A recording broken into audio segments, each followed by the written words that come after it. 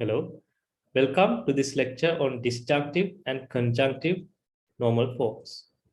This is ITE 1812, Mathematics for IT. We will first look at the learning outcomes. So by the end of this lesson, you should be able to define min-term and max terms for the given Boolean variable and use disjunctive normal form for any Boolean expression and also to apply conjunctive normal form for the Boolean expression. And also finally, to use Karnaugh maps for the minimization of Boolean expression. So as an introduction, we talk about two significant problems in Boolean algebra. So the first one is, so given the values of a Boolean function, are we able to find a Boolean expression that represents that specific function? So how do we go about solving that? We can do that by showing that any Boolean function can be represented by a Boolean sum of Boolean products of the variables and their complements. So we will soon see how we do that. So the solution for this kind of problem shows that every Boolean function can be represented using the three Boolean operators dot, plus, and the bar. So that is AND logic, OR logic, and the complement logic. That is the first problem. Second one is how to reduce the number of terms in a given Boolean expression. So these are the two problems that we are going to address and see how we go about solving this problem. We are going to discuss during this lecture. So we'll start by an example. So if we are given to find Boolean expressions that represent the functions f, x, y, z and g, x, y, z, which are given in a table. So we will show that table in the next slide. Yes, we have x, y, and z and all the combinations of x, y, and z. And you have f and g. The values for f and g are given. So we need to find the Boolean expression corresponding to these two separate functions. So let's take f initially. So it has, if you examine the column representing the values of f, capital F, I mean, it has 1 for only one instance where when x and z both are equal to 1, but y should be 0. And all the other times, the value of f should be. Similarly, for g, we can arrive at an expression. So examine that in the case of g, you have two instances of 1. So when x and y is equal to 1, and when z is equal to 0, there's g becomes 1. And there's another instance when x is 0, y is 1, and z is 0. So there are two occasions where it has the value 1. So going in that direction, we can express it as a Boolean sum of two products, x dot y dot z bar plus x bar dot y dot z bar. So these are the sum of products expansions representing to f and g. So this gives you an idea when you are given with the values for a certain combination of Boolean variables, how to come up with an Boolean expression. So in the next few slides, we will further explore this idea. So to do that, we will introduce a concept called Minterm and later, of course, the term called max term as well. So let's first define the term Minterm. So to do that, we need to identify what is meant by a literal. So literal can be a Boolean variable or its complement. So if you take x, then we have x or x bar. We can call them literals. So Minterm of the Boolean variables x1, x2, and xn, so on, it is a Boolean product y1, y2, and so on, yn, where yi is equal to xi or yi is equal to xi bar, because it should contain only literals, that is either the Boolean variable or its complement.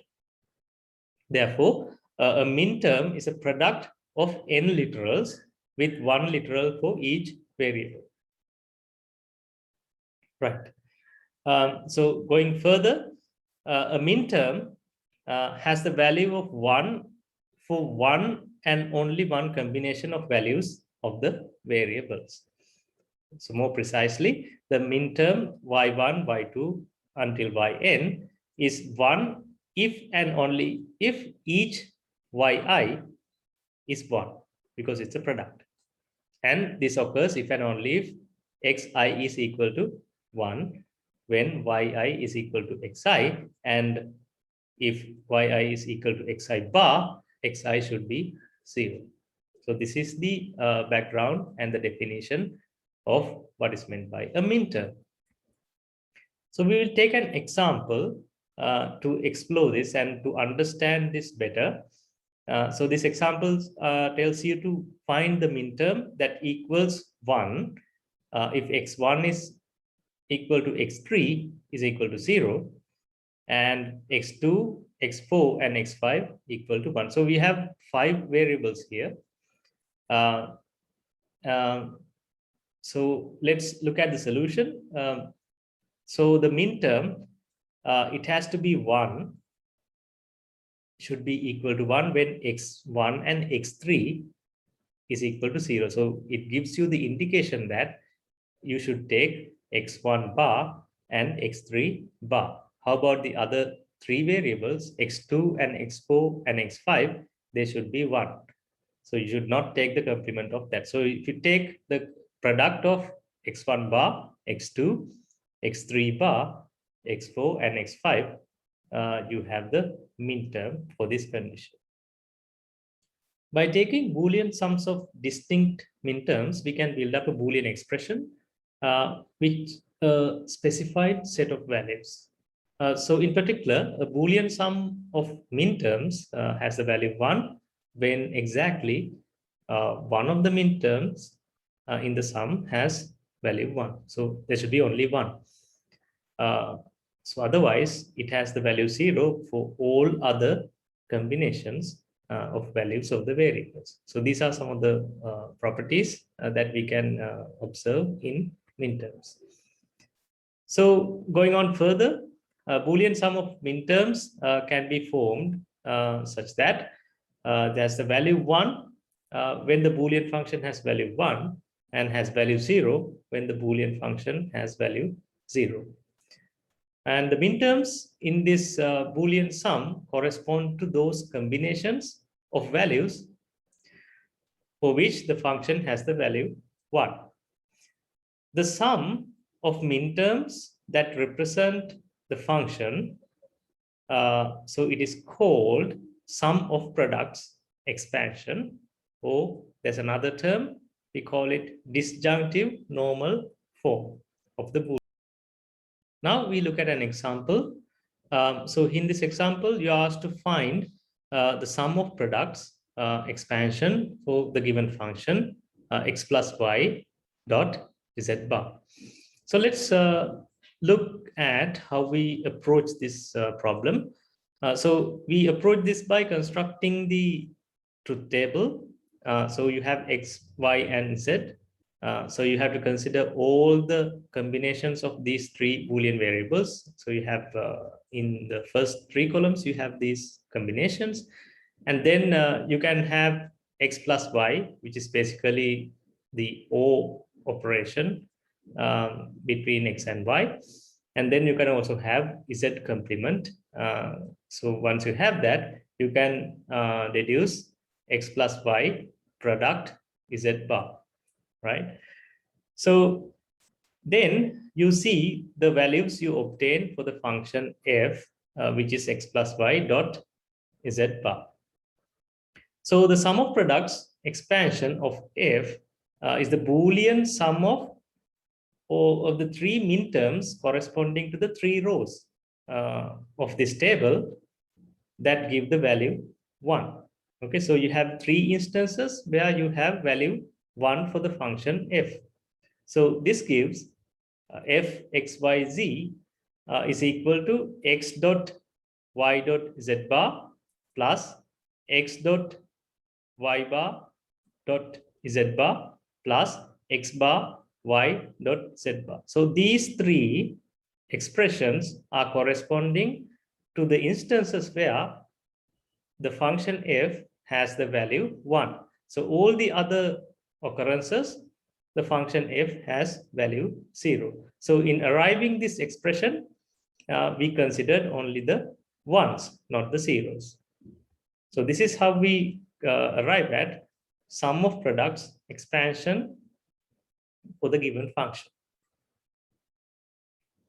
And then the next concept is product of sums expansion. So in other words, using max terms. So let's look at what is meant by a max term first. So the Boolean sum y plus, y1 plus, y2 until yn, where yi is xi or yi is xi bar, that is complement of x, has the value 0 for exactly one combination of the values of the variables. So here in the max term, we consider the value 0, the exact one combination where the value becomes 0. So namely when xi is 0, if yi is equal to xi and xi is equal to 1. If yi is equal to xi bar, xi should be 1. So this Boolean sum is called the max term. All right, so we straight away look at an example, find a max term that equals 0 if x1 is equal to x2 is equal to 1 and x3 is equal to 0 and equals 1 otherwise. So putting those conditions together, we can define the max term. So you have to find where, so in this case, you are given that x1, x2, and x1 and x2 should be equal to 1. So you have to take x1 bar and x2 bar. Plus, you have to take x3 because x3 should be equal to.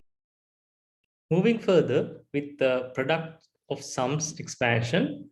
So this is a Boolean function obtained by taking Boolean product of Boolean sums. So this resulting expansion is called conjunctive normal form. Previously, we had disjunctive normal form. Now we have conjunctive normal form. Or in other words, it's called product of sums expansion of the function. So these expansions can be found from sum of products expansion by taking the dual. So we will see soon how we are going to do that. So in this example, so we are asked to find the product of sums expansion for the function f, which is x plus z dot y. So what we do, we know that we construct the truth table. So we have Boolean variables x, y, and z. And according to the function, we need to have x plus z as well as y. So you take the product x plus z dot y, and you arrive at the function values. Now you have to consider the product of sums expansion of f is a Boolean product of 5 max terms. So we introduced the max term concept already. So the 5 max terms corresponding to the 5 rows of this table that give the value 0 for the function. So you see that in the last column, you have the values for the function f, and you have to select where it has zeros. And then you can come up with product of sums expansion by the corresponding products to the values or to the instances where the function has the value 0. So x plus y plus z dot x bar plus y plus z bar and so on. So there are 5 possible combinations to have or to represent 0 in the function f. So that's how you arrive initially at product of sums expansion. Right, so now we introduce the concept of Karnaugh maps. So this helps us to reduce the number of terms in a Boolean expression. So remember, at the start of the lesson, we introduced, so we set forth 2 targets. So the second problem that we are going to address is to how to reduce the number of terms, how to simplify, in other words, how to simplify a given Boolean expression. So Karnaugh maps is a way of doing that. So let's see how it does that. So this is a graphical method for finding terms to combine for Boolean functions involving a relatively small number of variables. So you might have many number of variables involved in a certain function, but using Karnaugh maps, what you try to do is you try to reduce those variables. So K-maps or Karnaugh maps, so both the terms are used. So K-maps is the shortened form. So K-maps gives us a visual method of simplifying sum of products expansions. So let's see how we do that later. So there are 4 possible minterms in the sum of products expansion of a Boolean function in the 2 variables x and y. So is for the 2 variable case, there are 4 possible. A K-map for a Boolean function in these 2 variables consists of 4 cells. So simplest form. So where 1 is placed in the cell representing a minterm. So if this minterm is present in the expansion. Cells are said to be adjacent if the minterms that they represent differ in exactly 1 literal. Okay. So for instance, the cell representing x bar dot y is adjacent to the cells representing x dot y and x bar dot y bar. So this concept of adjacency is also important in the case of K-maps. So we will use this concept later on when we do reductions using K-maps. So the 4 cells and the terms that they represent are shown in this figure. You can see on the bottom part of the slide. So this is K-maps for 2 Boolean variables. So take an example now. So we are asked to find K-maps for these expressions x dot y plus x bar dot y. Also, you are given the solution, so you represent that. So this is a 2 variable case. You can easily find out, or you can easily develop the K-maps for the corresponding expressions. So x dot second one is x dot y bar plus x bar dot y and so on. So I think this is quite straightforward. You basically match the expressions and you put 1 for those expressions that are matched in the Karnaugh maps. So all the 3 Karnaugh maps are given in the figure below. So continuing on with the Karnaugh maps, so we can identify minterms that can be combined from the K-map. So this is the objective of this, reducing the Boolean expressions. So whenever there are 1s in 2 adjacent cells in the K-map, the minterms represented by these cells can be combined into product involving just the variables. Okay, so how do we do that? Let's try to understand. So for instance, x dot y bar and x bar dot y bar, they are represented by adjacent cells and can be combined into y in this case. So graphically, we will look at this. that will give you a much better representation, and it is much easier to understand. So why do we combine that into y bar? Because x dot y bar plus x bar dot y, if you do the reduction, if you apply the corresponding laws, you will see that you can eventually arrive at y bar for that expression. Moreover, if ones are in all four cells, the four minterms can be combined into one term. So everywhere it is one, so it is quite straightforward. So it becomes basically Boolean expression 1. So everywhere when it's all ones in the Karnaugh maps. So how we do the reduction, we circle the blocks of cells in the K map that represent minterms that can be combined, and then find the corresponding sum of products. So the goal here is to identify the largest possible blocks and to cover all the ones with the fewest blocks using the largest block first, and always using the largest possible blocks. So we will see with the use of examples to how we do. So here in this example, you are required to simplify sum of products expansions given in this diagrams. So you are given provided with 3 different Karnaugh maps, and you are expected to come up with the sum of products expansion. So the grouping of minterms is shown below in the figure using K maps for each of the Ks and for these expansions. So the minimal expansions for these sums of products for part A, so you can see the adjacent cells. So 1 and 1 is given for all y. So it simplifies to y in part A. And in part B, you can see that you have one for x dot y bar, and then another one for x bar dot y. And in part C, you can see there are adjacent cells, and it will simplify to x bar plus y bar. Moving on with Karnaugh maps, a K map we can also define for 3 variables. So in that case, it's a rectangle divided into 8 cells.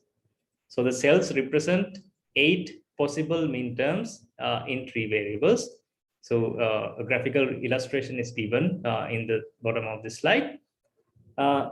So the cells represent 8 possible minterms in 3 variables. 2 cells are said to be adjacent if the minterms that they represent differ in exactly 1 literal. So one of the ways to form a K map in 3 variables is given in this figure, what you can see on the bottom of the slide. So moving on for another example. So you are required to use K maps to minimize these sum of product expansions. So you are given 2 expressions which contain different sum of products, x dot y dot z bar, and so on. So you can see, so the grouping of minterms is shown in the figure using K maps for these expansions. So once you consider the adjacent cells, you can arrive at the minimized forms, minimal expressions for the above original expressions given in the problem. So you make use of the adjacent cells in coming up with reduced or minimal expansions using the Karnaugh maps. So in this case, a 3 variable example. So that brings us to the end of the lesson. So we have discussed about Karnaugh maps, disjunctive and conjunctive normal forms, and why we need those forms and how we use these forms to arrive at different expressions. So in the next lesson, we will discuss about types of data and their distributions. Thank you for listening. See you in the next lesson.